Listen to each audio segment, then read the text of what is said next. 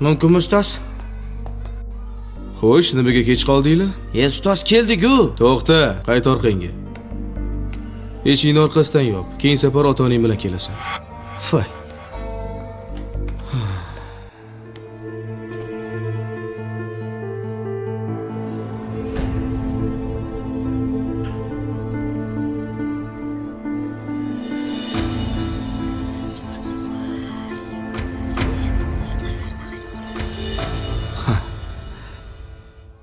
O'tir joyingga.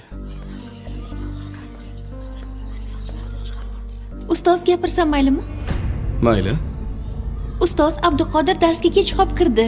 Uni darsga qo'ymadingiz. Abdulloh ham kechga qolib keldi. Kamiga sizga tilini chiqardi. Nega uni darsga qo'ydingiz? Chunki Abdulloh savolimga juda go'zal javob berdi. Uni boshiga qo'limni qo'yib, insonni boshini yeydigan narsa nima deb savol berdim. U bo'lsa til deb javob berdi.